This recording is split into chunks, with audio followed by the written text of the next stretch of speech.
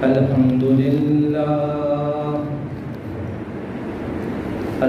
لله وحده والصلاة والسلام على من لا نبي بعده وعلى آله وأصحابه وأزواجه وأتباعه وبارك وسلم تسليما كثيرا. أما بعد فأعوذ بالله من الشيطان الرجيم. بسم الله الرحمن الرحيم. وبالآخرة هم يوقنون. أولئك على هدى من ربهم وأولئك هم المفلحون. صدقت يا رب العالمين.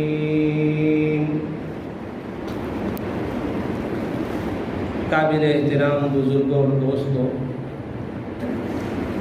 نبی کریم صلی اللہ علیہ وسلم کو اللہ رب العزت نے صحابہ کرام کی ایسی جماعت عطا فرمائی تھی جو مال و منال یا عزت و عظمت کے لیے نہیں بلکہ دین کی عظمت کی خاطر اپنی جان کی قربانی دینے کے لیے تیار تھے. ان صحابہ کرام میں 10 خوش نصیب ایسے صحابہ کرام ہیں جن کو نبی کریم صلی اللہ علیہ وسلم نے ایک ہی مجلس میں دنیا ہی میں جنت کی بشارت سنائی تھی. ان کو عشرہ مبشرہ کہا جاتا ہے. ان خوش نصیب صحابہ کرام میں 6 نمبر پر ہیں حضرت زبیر ابن العوام رضی اللہ تعالی عنہ، جن کے بارے میں لوگ بہت کم واقف ہیں اور لوگ بہت کم ان کے بارے میں تذکرہ کرتے اور ان کو بہت کم جانتے ہیں. یہ نبی کریم صلی اللہ علیہ وسلم کے قریبی رشتہ داروں میں سے تھے. اونچا خاندان، اعلیٰ نسب. نبی کریم صلی اللہ علیہ وسلم کے پھوپھیزاد بھائی بھی تھے اور دوسری طرف حضور صلی اللہ علیہ وسلم کے ہمزلف بھی تھے. آپ صلی اللہ علیہ وسلم کی جو پھوپھی ہیں حضرت صفیہ رضی اللہ تعالی عنہا، جو حضرت حمزہ کے حقیقی بہن ہے، ان کے یہ لڑکے ہیں حضرت زبیر ابن العوام رضی اللہ تعالی عنہ. اور نبی کریم صلی اللہ علیہ وسلم کی جو چہیتی بیوی ہیں حضرت عائشہ صدیقہ رضی اللہ تعالی عنہا، ان کی بہن حضرت اسماء بنت ابی بکر صدیق رضی اللہ تعالی عنہ کے یہ شوہر ہیں حضرت زبیر ابن العوام رضی اللہ تعالی عنہ. تو نبی کریم صلی اللہ علیہ وسلم کے پھوپھی زاد بھائی بھی ہوتے ہیں اور حضور صلی اللہ علیہ وسلم کے ہمزلف اور حضور صلی اللہ علیہ وسلم کے ساڈو بھائی بھی ہوتے ہیں. اللہ رب العزت نے آگے چل کر ان سے بڑا کام لینا تھا، لہذا 15 سال کی عمر میں ایمان لے آئے. 28 سال کی عمر اس وقت تھی جب نبی کریم صلی اللہ علیہ وسلم نے مکہ سے مدینہ ہجرت فرمائی. 2 مرتبہ ہجرت کرنے کا ان کو شرف حاصل ہوا.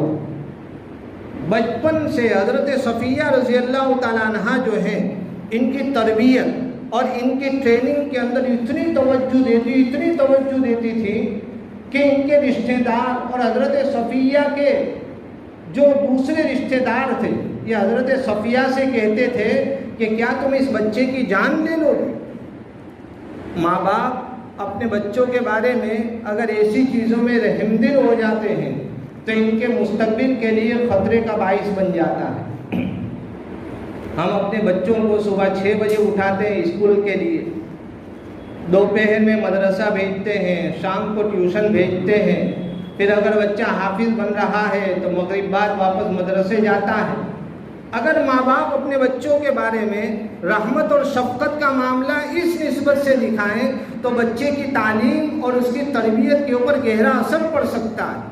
اور بڑے افسوس کے ساتھ کہنا پڑتا ہے کہ ہمارا 6 سال کا بچہ ہے، اگر صبح 6 بجے اسکول کے لیے اسے اٹھاتے ہیں تو ہمیں گوارا نہیں ہوتا، ہمیں ناگوار نہیں گزرتا ہے لیکن اگر 15 سال کا بچہ ہے، 20 سال کا بچہ ہے، اگر اس کو فجر میں اٹھانے کی بات کی جائے تو ماں باپ کہتے ہیں کہ ابھی تو یہ بچہ ہے۔ یہ ہمارے لیے بڑے فکر کی بات ہے۔ اللہ تعالیٰ ہمیں توفیق عطا فرمائے۔ حضرت صفیہ رضی اللہ تعالیٰ عنہ جو ہے اپنے بچے کی تربیت اور اس کو بہادر بنانے میں اتنا وقت صرف کرتی اور اتنی توجہ دیا کرتی تھی کہ دوسرے رشتہ دار ان کے بارے میں شک میں پڑ جاتے تھے کہ کہیں یہ بچہ ہلاک نہ ہو جائے۔ حضرت زبیر بن العوام رضی اللہ تعالیٰ عنہ کی زندگی کے 2 پہلو بڑے زبردست ہیں۔ سب سے پہلا پہلو یہ ہے کہ حضرت زبیر رضی اللہ تعالیٰ عنہ کو اللہ تعالیٰ نے کسان بنایا اور ان کی کھیتی باڑی میں اتنی برکت عطا فرمائی، اتنی برکت عطا فرمائی کہ ایک وقت میں ان کے 1000 غلام ہوا کرتے تھے۔ جب ان کا انتقال ہوا تو 4 بیویاں تھیں اور ہر بیوی کے حصے میں 12 لاکھ دینار آئے تھے۔ دینار سونے کے سکوں کو کہتے ہیں، جو درہم سے کئی گنا 10 گنا بڑا ہوا کرتا ہے، اور دینار کے سکے بھی 12 لاکھ دینار کے سکے ایک بیوی کے حصے میں آئے۔ مطلب یہ ہے کہ بیٹوں کے حصے میں، بیٹیوں کے حصے میں اس سے زیادہ آیا ہوگا۔ تو کروڑوں دینار کے مالک جب یہ دنیا سے گئے تو کروڑوں دینار کے یہ مالک تھے۔ اللہ تعالیٰ نے ان کی کھیتی کے اندر ایسی برکت عطا فرمائی تھی، لیکن مالداری کے ساتھ دوسری برائیاں آئیں نہ آئیں، مالداری کے ساتھ یہ برائی ضرور آتی ہے کہ انسان کو زندگی سے محبت ہو جاتی ہے اور موت سے انسان گھبرانے لگتا ہے۔ لیکن حضرت زبیر بن العوام رضی اللہ تعالیٰ عنہ جو تھے، اللہ تعالیٰ نے ان کے اندر بہادری اور شجاعت کے ایسے جوہر پیدا فرمائے تھے کہ یہ نبی کریم صلی اللہ علیہ وسلم کے ساتھ ہر میدان میں حضور صلی اللہ علیہ وسلم کے کندھے سے کندھا ملا کر کھڑے تھے۔ 1000 غلام جو تھے ان کو صبح سب کو کہہ دیتے کہ جاؤ اور تم کمانے کے لیے چلے جاؤ۔ یہ ہر جگہ پھیل جاتے، مزدوری کرتے، شام کو کما کر ان کا جب روپیہ جمع ہوتا تو حضرت زبیر بن العوام رضی اللہ تعالیٰ عنہ 1000 غلاموں کی ٹیم کی ایک دن کی ساری کمائی اور پونجی جمع کرتے اور گھر جانے سے پہلے وہ سارا کا سارا روپیہ اللہ کے راستے میں خرچ کر دیتے۔ آج ہمارے یہاں لوگ گھبراتے ہیں کہ مہنگائی بڑھ گئی ہے، مندی کا زمانہ ہے، مال میں برکت نہیں ہے، لوگ پریشان ہیں۔ اس کا ایک ہی راستہ ہے، صدقہ کیجئے، للہ رقم دیجئے، ذہن میں آئے یا نہ آئے، ہمارا دماغ ماننے کے لیے تیار ہو یا نہ ہو، جتنا اللہ کے راستے میں دیں گے اللہ تعالیٰ اس سے زیادہ عطا فرمائیں گے۔ کل واٹس ایپ پر ایک صاحب نے بڑا عجیب میسج بھیجا۔ ایک مولانا صاحب تھے، وہ کام کاج کے اندر لگے ہوئے تھے، خرچہ پانی کچھ تھا نہیں، کوئی کمائی تھی نہیں، بچتا بھی نہیں تھا، مشکل سے گزارا ہو رہا تھا۔ ایک دوست ان کے پاس آئے اور کہا کہ یہ 1 لاکھ روپے میں تمہیں دیتا ہوں، تم اس کو میری طرف سے ہدیہ سمجھو۔ اب وہ کہنے لگے کہ بھائی اس کی کیا ضرورت ہے، ایسی کون سی ضرورت مجھے آ پڑی ہے، میری کچھ زیادہ ضرورت تو ہے نہیں، یہ 1 لاکھ اپنے پاس رکھو، کچھ کام آئے گا۔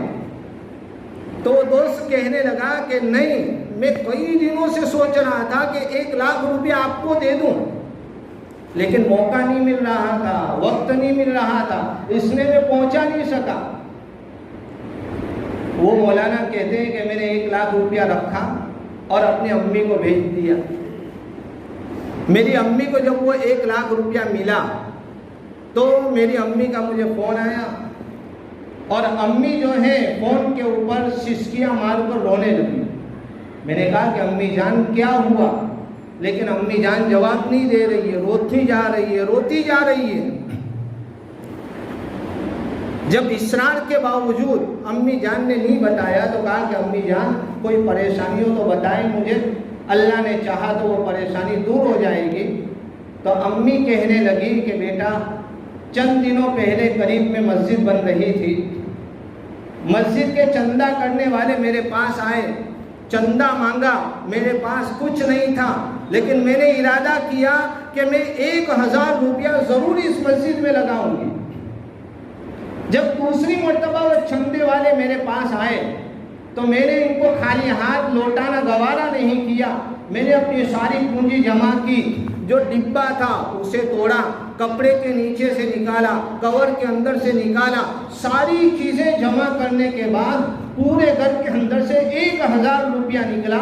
میں نے وہ 1000 روپیہ مسجد کے اندر دے دیا اور اللہ تعالیٰ سے دعا کی کہ اللہ میرا خرچہ تو اٹھائے گا۔ ابھی میں وہ روپیہ دے کر دروازے سے یہاں آئی ہوں، اتنے میں تیرا فون آیا اور تو کہہ رہا ہے کہ امی جان میں نے 1 لاکھ روپیہ آپ کے لیے بھیجا۔ یعنی اللہ تعالیٰ جو ہے دینے والوں کو اور دیا کرتے ہیں، انسان کی امیدوں سے زیادہ دیا کرتے ہیں۔ ہم گھبرا جاتے ہیں کہ 1000 میں سے میں 100 200 500 روپے کیسے دوں گا۔ نبی کریم صلی اللہ علیہ وسلم کی احادیث مبارکہ ہمیں یہ پیغام اور یہ میسج دیتی ہیں اور ہمیں یہ بتلاتی ہیں کہ اگر 1 کروڑ والا 1 لاکھ روپیہ اللہ کے راستے میں خرچ کرتا ہے اور 1000 کمانے والا اگر 100 روپے اللہ کے راستے میں خرچ کرتا ہے تو یہ 100 روپے کا ثواب اس 1 لاکھ کے مقابلے میں بڑھ جائے گا، کیونکہ 1 لاکھ والا 1000 روپیہ جو دیتا ہے وہ 1% دیتا ہے، اور 1000 میں سے جو 100 دے رہا ہے وہ اپنے مال کا 10% اللہ کے راستے کے اندر دیتا ہے۔ تو اللہ کے یہاں مال کی قیمت اور اس کی مالیت کے حساب سے ثواب نہیں ملتا ہے، بلکہ اللہ کے یہاں انسان کی اس نیت اور اس ارادے اور اس اخلاص کے اوپر ثواب ملتا ہے جس کو اللہ تعالیٰ بہتر جانتا ہے۔ حضرت زبیر ابن العوام رضی اللہ تعالیٰ عنہ جو ہیں، اللہ تعالیٰ نے ان کو کسان بنایا تھا، یہ کھیتی باڑی کیا کرتے تھے اور اس کے اندر سے جتنی کمائی آتی تھی اس کا اکثر حصہ اللہ کے راستے میں خرچ کر دیا کرتے تھے۔ لیکن اس کے باوجود بھی جب انتقال ہوا تو اللہ تعالیٰ نے ان کو اس حال میں دنیا سے رخصت کیا کہ ان کی مالیت کے اندر لاکھوں بلکہ کروڑوں دینار ہوں گے، اور اس کے اندر سے ان کی بیویوں کو 12 لاکھ دینار روپیے ورثے کے اندر اور وراثت کے اندر ملے تھے۔ یہ حضرت زبیر بن العوام رضی اللہ تعالیٰ عنہ اسلام کے زمانے میں اسلام کی خاطر سب سے پہلے تلوار اٹھانے والے یہ حضرت زبیر بن العوام رضی اللہ تعالیٰ عنہ ہیں۔ مکے میں ایک مرتبہ شیطان نے افواہ پھیلا دی کہ حضور صلی اللہ علیہ وسلم کو قید کر لیا گیا ہے۔ حضرت زبیر بن العوام رضی اللہ تعالیٰ عنہ کو اطلاع ملی تو حضرت زبیر رضی اللہ تعالیٰ عنہ جو ہے نوجوان تھے، گرم خون تھا، اپنی تلوار میان سے نکالی، ننگی تلوار لے کر اپنے گھر سے نکلے۔ یہ وہ زمانہ تھا جب ایک مسلمان دوسرے مسلمان کے لیے کھڑا نہیں ہو سکتا تھا، نمازیں کعبۃ اللہ کے اندر نہیں پڑھی جا رہی تھی، اسلام کا نام لیتے ہوئے لوگ ڈرا کرتے تھے۔ ایسے موقع پر حضرت زبیر بن العوام رضی اللہ تعالیٰ عنہ وہ شخصیت ہیں جنہوں نے اسلام کی خاطر سب سے پہلے تلوار اٹھائی۔ یہ بڑی فضیلت کی بات ہے اور تاریخ میں یہ سنہرے حروف سے لکھی جانے والی بات ہے۔ نبی کریم صلی اللہ علیہ وسلم کے زمانے میں حبشہ میں حضرت زبیر نے ہجرت فرمائی، مکہ واپس آ گئے۔ جب مدینہ ہجرت کرنے کا موقع آیا نبی کریم صلی اللہ علیہ وسلم کے ساتھ انہوں نے بھی مدینہ المنورہ کی طرف ہجرت فرمائی۔ آپ صلی اللہ علیہ وسلم نے حضرت سلمہ ابن سلامہ ان کے ساتھ ان کا رشتے اخوت اور بھائی چارے کا تعلق قائم کر دیا۔ انصاری صحابی تھے سلمہ ابن سلامہ، ان کی بڑی کھیتیاں، بڑا اچھا کاروبار تھا، لیکن انہوں نے ان سے مدد نہیں مانگی، بلکہ صرف کہا کہ بازار کا راستہ دکھا دو، میں اپنے حساب سے کمائی کر لوں گا۔ اللہ تعالیٰ نے ان کے مال کے اندر برکت عطا فرمائی، لیکن اصل جو ان کا جوہر تھا، بچپن سے حضرت علی کے ساتھ بڑے ہوئے تھے، دوستوں کی صحبتوں کا اثر بھی ہوا کرتا ہے۔ لوگ اپنے مزاج اور اپنی طبیعت کے مطابق دوستوں کا چناؤ کیا کرتے ہیں۔ اللہ تعالیٰ ہمیں بھی اچھے سے چناؤ کرنے کی توفیق عطا فرمائے۔ حضرت زبیر رضی اللہ تعالیٰ عنہ جو ہیں ان کی اصل صفت جو تھی یہ شجاعت اور بہادری تھی۔ تاریخ اسلام میں جہاں جہاں ہم حضرت علی رضی اللہ تعالیٰ عنہ کا نام دیکھتے ہیں وہاں ہمیں حضرت زبیر بن العوام رضی اللہ تعالیٰ عنہ بھی کھڑے نظر آتے ہیں۔ بدر کے موقع پر حضرت زبیر بن العوام رضی اللہ تعالیٰ عنہ نے ایک بڑے قداور شخص کو قتل کر دیا۔ اب ایک دوسرا شخص میدان میں آ گیا اور اس نے للکار کر لوگوں کو پکارا۔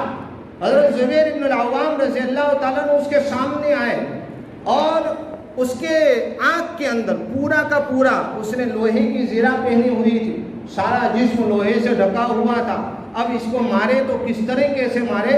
حضرت زبیر بن العوام رضی اللہ تعالیٰ عنہ نے نیزہ لیا اور اس کی آنکھ کے اندر اس زور سے ڈالا کہ پیچھے سے نیزہ باہر نکل گیا، اور جب اس کے سینے کے اوپر چڑھ کر اس نیزے کو باہر کھینچا تو اس نیزے کا پھل جو تھا وہ مڑ گیا۔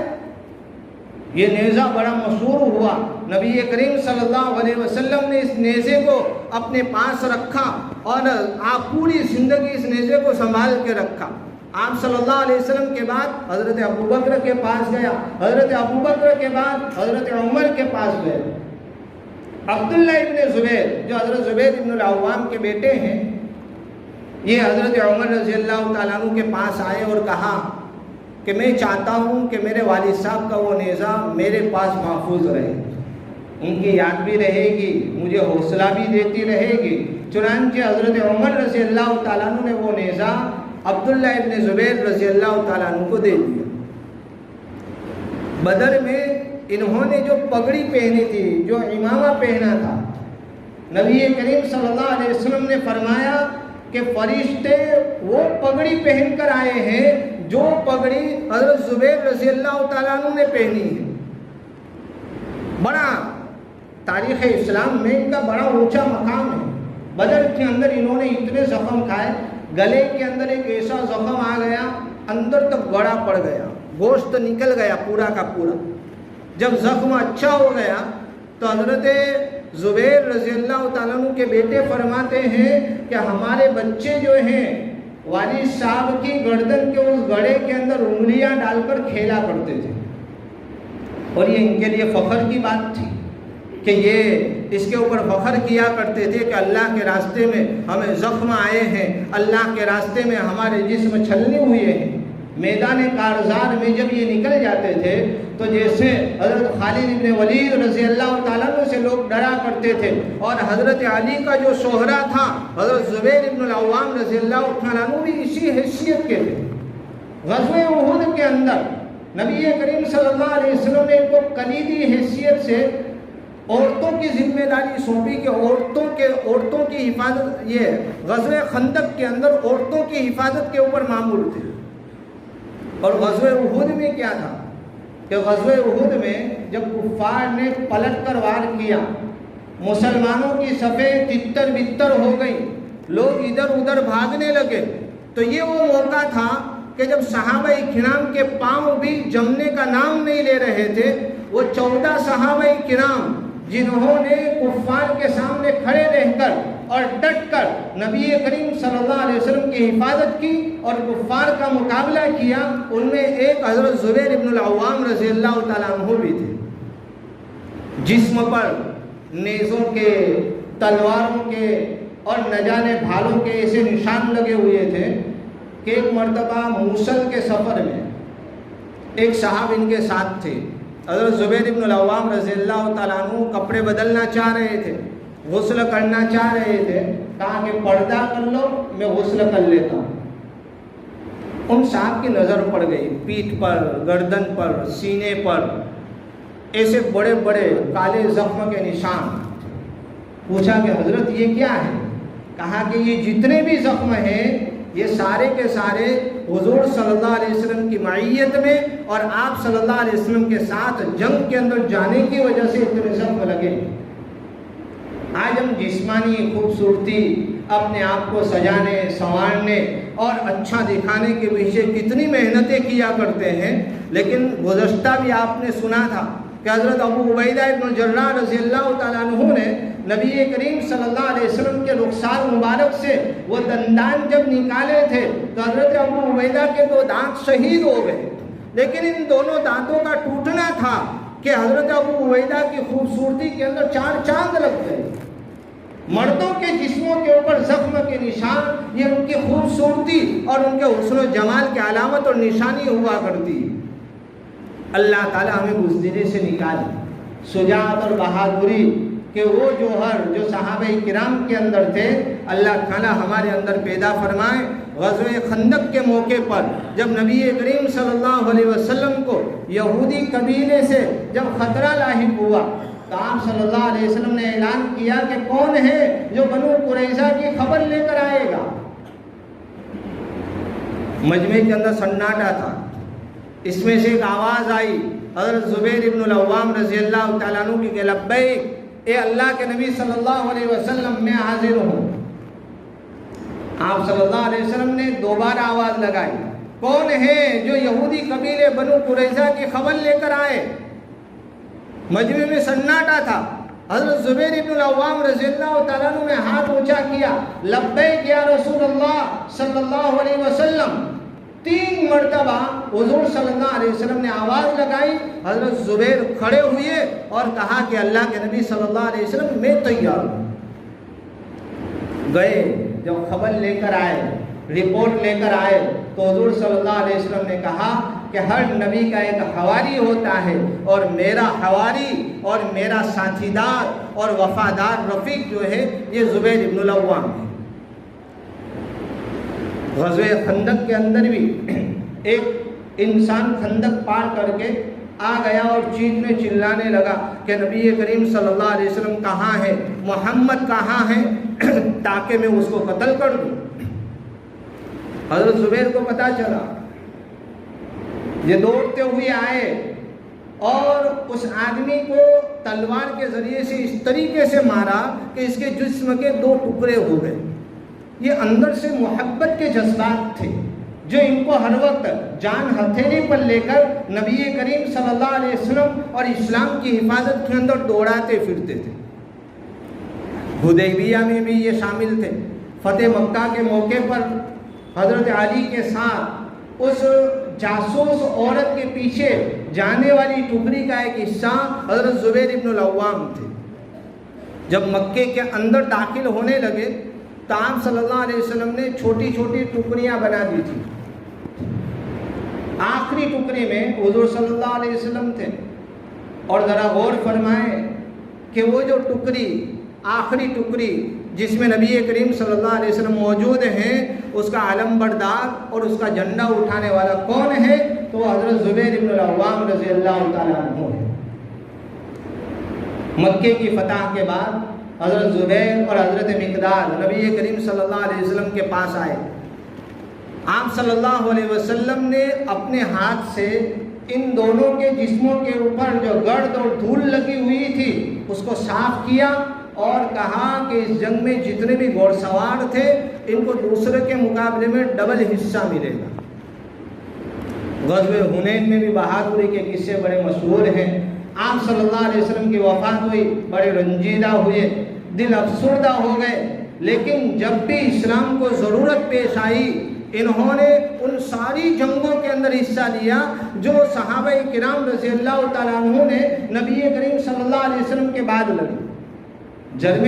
جنگ یرموک بڑا مشہور ہے، رومیوں کے ساتھ مسلمانوں کا مقابلہ۔ آپ صلی اللہ علیہ وسلم نے غزوہ خندق کے موقع پر یہ بشارت سنائی تھی کہ کیسر اور کسرا جو ہیں یہ مسلمانوں کے قدموں کے نیچے آ کر رہیں گے۔ تو کیسر تو پہلے ہی دنیا سے مرکب گیا، ایران تو سب سے پہلے فتح ہوا، لیکن روم کے اندر ابھی دمخم باقی تھا۔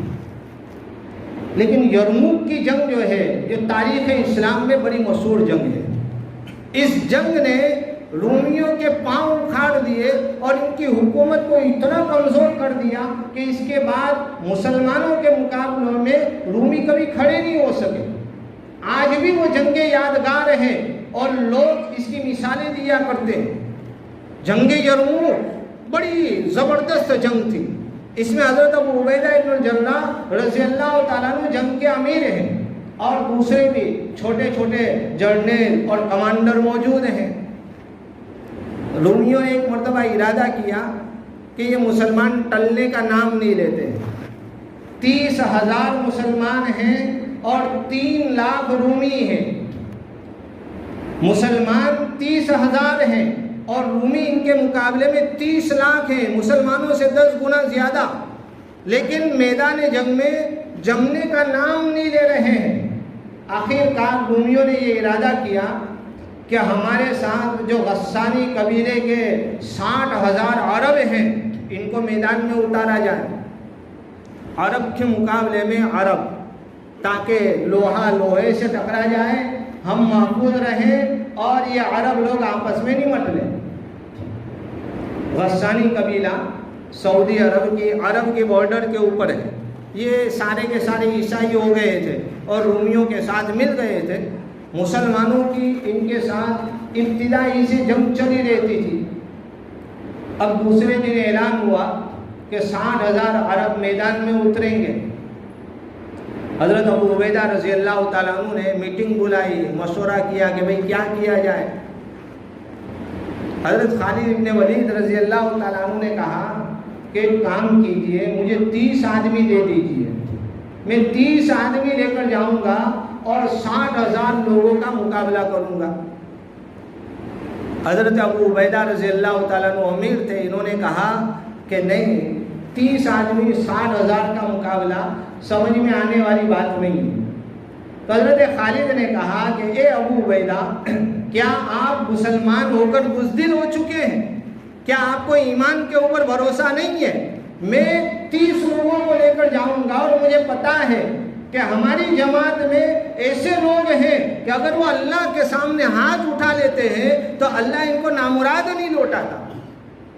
حضرت ابو عبیدہ نے جواب دیا کہ خالد، یہ کمزوری اور بزدلی کی بات نہیں ہے، بلکہ 30 بہت کم پڑ جائیں گے، میں تو چاہتا ہوں کہ تم 60 لوگوں کو لے کر جاؤ۔ اب وہ صحابہ کرام کے جذبات، پوری فوج کو جانا چاہیے، 60,000 کے مقابلے میں 30,000 کے پورے دستے کو جانا چاہیے، لیکن یہاں حضرت ابو عبیدہ کہتے ہیں کہ 60 کو لے کر جاؤ، کوئی مسئلہ نہیں۔ تو حضرت خالد ابن ولید نے کہا کہ ٹھیک ہے، میں 60 لوگوں کو چن لیتا ہوں۔ اعلان ہو گیا کہ 60,000 کے مقابلے میں 60 لوگ مسلمانوں کے جائیں گے۔ آج اگر اس کا تذکرہ کیا جائے اور اس کے اوپر اپنے عقلی گھوڑے دوڑائے جائیں تو انسان کے عقل حیران اور پریشان۔ جذبات دیکھیے، لوگ اس میں شامل ہونے کے لیے اتاولے ہو رہے ہیں کہ میں جاؤں گا، لیکن حضرت ابو عبیدہ نے کہا کہ خالد ابن ولید جس کو چننا چاہیں چن سکتے ہیں۔ اس 30,000 کے لشکر میں 1,000 صحابہ کرام، 29,000 تابعین کرام تھے۔ حضرت خالد ابن ولید نے صحابہ کرام ہی کو چنا، 60 صحابہ کرام، ان میں سے 44 انصار مدینہ تھے اور 16 مہاجرین مکہ سے ہجرت کر کے آنے والے صحابہ کرام 16۔ ایک انصاری نے کہا کہ کیا مدینے والے کو بلی چڑھانا ہے کہ مدینے والوں کو چن لیا ہے ایسے موقع کے اوپر؟ تو حضرت خالد ابن ولید نے کہا کہ نہیں، میرا ایسا کوئی ارادہ نہیں ہے، بلکہ میں نے دیکھا کہ جب بھی مصیبت کی گھڑی آئی اور جب بھی مسلمانوں کے اوپر حالات تنگ ہوئے تو نبی کریم صلی اللہ علیہ وسلم نے انصار مدینہ کو آگے کیا اور مدینے والوں نے اسلام کی اس وقت میں کھڑے رہ کر حفاظت کی۔ تو انصاری صحابی کہنے لگے کہ ہاں یہ بات ٹھیک ہے، ہم تیار ہیں۔ حضرت خالد ابن ولید نے نام پکارے، سب سے پہلے اہل بیت کے نام پکارے گئے۔ اینا فضل ابن عباس، فضل ابن عباس کہاں ہے؟ حضرت عباس کے بیٹے۔ دوسرے نمبر پر نام آیا، این زبیر ابن العوام، زبیر ابن عوام کہاں ہے؟ یہ حضرت زبیر ابن العوام کا یہ مقام اور مرتبہ تھا کہ جنگ یرموک میں دوسرے نمبر پر ان کا نام پکارا گیا۔ 60 لوگوں کو لے کر جب گئے تو غسانی قبیلے کا جو سردار تھا، وقت تو ہو گیا ہے، آپ چاہیں تو آئندہ ہفتے کریں گے، سب کو جانا ہوگا کام کاج کے لیے. یہ وہ مسلمانوں کی تاریخ ہے. اللہ تعالیٰ ہمارے بچوں کو تاریخ کا مطالعہ کرنے کی توفیق عطا فرمائے. ہم یہ قصے، یہ کہانیاں، یہ ہماری تاریخ جو ہماری کتابوں میں دفن ہو چکی ہیں، آج ہمیں اس کا علم نہیں ہے. یہاں یہ جذبات دیکھیے، لوگ اپنی جھوٹی تاریخیں بناتے ہیں، ان کو ٹی ویوں کے اوپر دکھاتے ہیں تاکہ ان لوگوں کے دھارمک بھاونائیں اندر سے جاگرت ہو جائیں. اور آج مسلمان ہیں کہ اپنی تاریخ سے اتنے کھوے ہیں کہ ہمیں پتہ ہی نہیں. جنگ یرموک رومیوں کے سینے کے اندر ایک نیزے کی حیثیت رکھتا ہے. حضرت خالد ابن ولید 60 لوگوں کو لے کر غسانی قبیلے کے سامنے کھڑے ہو گئے. وہ غسانی قبیلے کا سردار کہتا ہے کہ دیکھا ہم سے ڈر گئے، صلح کے لیے آ رہے ہیں، اب ان کے سامنے ایسی شرطیں رکھوں گا کہ یہ ذلیل و خوار ہو جائیں گے. جب سامنے آئے اور صفیں باندھنی شروع کر دی تو قبیلے کا سردار آگے آیا اور کہا کہ آج تو ایسی شرطیں رکھوں گا کہ تم ذلیل ہو جاؤ گے. تو حضرت خالد ابن ولید کہنے لگے کہ کیسی شرطیں؟ تو وہ کہنے لگا کہ صلح کے لیے نہیں آئے. کہا کہ صلح کی کیا بات کرتے ہو، سامنے کھڑے ہو جاؤ، ایسے بھگائیں گے کہ کبھی واپس آنے کا نام نہیں لوگے. جنگ کے لیے صفیں بندھ گئی. اب وہ قبیلے کا سردار کہتا ہے کہ خالد واپس جاؤ، اپنے ساتھیوں کو لے کر آؤ. عرب کی عورتیں مجھ پر روئیں گی، مجھے تانا دیں گی کہ 60,000 لوگوں نے 60 آدمیوں کا مقابلہ کیا. حضرت خالد ابن ولید نے کہا کہ وہ مائیں روئیں گی اور تجھ کو تانا تو تب دیں گی جب تو واپس جائے گا. واپس جا تب اس کو حل کر لینا. ابھی صفیں تیار کرو اور جنگ کے لیے تیار ہو جاؤ. صفیں تیار ہو گئی. غسانی قبیلے کے لوگوں نے ان کے اوپر حملے کرنے شروع کر دیے. یہاں سے صحابہ کرام نے ان کی صفوں کو توڑنا شروع کر دیا. ایک حملہ کیا، صفیں اپنی جگہ پر برقرار. دوسرا حملہ ہوا، صفیں اپنی جگہ پر برقرار. چوتھے حملے نے حضرت خالد ابن ولید نے ان کی صفوں کو توڑ دیا. پھر اعلان کر دیا کہ 6 لوگوں کی ٹکڑی بنا لو. 60 لوگ ہیں، 6 لوگوں کی 10 ٹکڑیاں بنا لی گئی. اور حضرت خالد ابن ولید کے ساتھ جو لوگ تھے، اس میں حضرت خالد ابن ولید، فضل ابن عباس، زبیر ابن العوام، عبد الرحمن ابن ابی بکر اور زرار بن ازور. اور چھٹے نام نے تاریخ کے اندر ایک نشان چھوڑ دیا. چھٹا نام تھا رافع بن عمارہ، جو قبیلے عادی کا سب سے بڑا گنڈا اور ڈاکو. اللہ تعالیٰ نے نبی کریم صلی اللہ علیہ وسلم کے زبان میں وہ تاثیر عطا فرمائی تھی کہ یہ اسلام لے آئے اور آج جنگ یرموک میں حضرت خالد ابن ولید کی اس مخصوص ٹوکری کے اندر شامل ہیں. 6 لوگوں نے ایسی ٹیم بنائی. سارے غسانی قبیلے جو تھے اسی ٹکڑی کی طرف متوجہ تھے کہ اگر یہ گئی تو سب کو تو سنبھالنا آسان ہو جائے گا. لیڈرشپ جو ہے اس کو ختم کر دو، سارے نچلے جو ہیں وہ کمزور ہو جائیں گے. لیکن ان کو کیا پتا تھا کہ نبی کریم صلی اللہ علیہ وسلم جن لوگوں کی تربیت کر کے گئے ہیں وہ سارے کے سارے اپنی جگہ کے اوپر ایک لیڈر ہے. ایک کو ختم کرو گے تو دوسرا اس کی جگہ لے لے گا. تاریخ اس کی شاہد ہے. یہ 6 لوگوں کی ٹکڑی نے ایسا ان کے اوپر حملہ کیا کہ ان کی صفیں تتر بتر ہو گئی. اور غسانی قبیلے کے بڑے بڑے لوگوں نے ان کے اوپر 20 حملے کیے کہ اس 6 لوگوں کی ٹکڑی کو توڑا جائے، لیکن کوئی توڑ نہیں سکا. ایسے میں حضرت زبیر ابن العوام رضی اللہ تعالیٰ عنہ سے کسی نے کہا کہ اگر آپ ان کے قلب میں جا کر ان کو تتر بتر کر دے تب ہم آپ کو مانیں. حضرت زبیر ابن العوام نے کہا کہ ٹھیک ہے. کہا کہ ہم بھی آپ کے ساتھ چلیں گے. تو انہوں نے کہا کہ تم میرا ساتھ نہیں دے سکتے ہو. اللہ تعالیٰ نے مجھے اتنا تیز رفتار بنایا ہے کہ تم کہیں پیچھے کے پیچھے رہ جاؤ گے. حضرت زبیر ابن العوام دشمنوں کی صفوں میں اکیلے ایک گھوڑا لے کر ایسے گھسے اور ایسے تیروں کے ذریعے سے اور تلواروں کے ذریعے سے وار کیے کہ پوری فوج کو 2 حصوں میں تقسیم کر دیا. وہاں سے واپس آئے اور اسی طرح سب کو مارتے مارتے واپس اپنی جگہ آ گئے اور اس طریقے سے دشمنوں کے دانتوں چنے چبا دیے۔ اب وہاں حضرت ابو عبیدہ، حضرت عبادہ ابن صامت کہتے ہیں کہ خالد ابن ولید کے اوپر میری جان فدا ہو کہ مائیں ایسے بچے روزانہ نہیں جنما کرتی ہیں۔ وہاں حضرت ابو عبیدہ ابو سفیان سے کہہ رہے ہیں کہ یہ خالد نے تو میرے صحابہ کو مروا دیا ہے، سارے کے سارے کچھ دکھتے نہیں ہیں، 60,000 میں 60 صحابہ کرام کہاں سے نظر آئیں گے؟ حضرت ابو سفیان رضی اللہ تعالیٰ عنہ نے کہا کہ ابو عبیدہ، امیر صاحب بہت دیر ہو گئی ہے، اب ہمیں آگے جانے کی ضرورت نہیں ہے، اب اگر ہم گئے تو یہ ہماری ذلت اور خواری ہوگی، اب اللہ کے حوالے چھوڑو اور دیکھو کہ کیا ہوتا ہے۔ یہاں یہ بات چلی رہی تھی کہ اتنے میں دشمنوں کے لشکر کے اندر بھگدڑ مچ گئی، بھاگ رہے ہیں ادھر ادھر۔ تو حضرت ابو سفیان رضی اللہ تعالیٰ عنہ نے کہا کہ دیکھا اللہ تعالیٰ نے کیسا کام کیا۔ صحابہ کرام کو حضرت خالد نے کہا کہ ان کے پیچھے جانے کی ضرورت نہیں ہے۔ حضرت ابو عبیدہ آئے لشکر کے ساتھ، دیکھا کیا ہوا، تو حضرت خالد کے ساتھ صرف 20 لوگ تھے، 40 لوگ غائب ہیں۔ حضرت ابو عبیدہ نے کہا کہ خالد تو نے 40 صحابہ کرام کو بیکار میں مروا دیا۔ حضرت خالد ابن ولید بھی پریشان تھے، کسی نے کہا کہ ذرا مردوں کے اندر دیکھو، نعشوں میں دیکھو کیا نظر آتا ہے۔ 5000 غسانی لوگ وہاں مرے پڑے تھے اور اس میں صرف 10 صحابہ کرام تھے۔ 60 لوگوں نے 60,000 کا مقابلہ کیا، 10 شہید ہوئے، 5000 کو انہوں نے موت کے گھاٹ اتار دیا۔ باقی کہاں گئے؟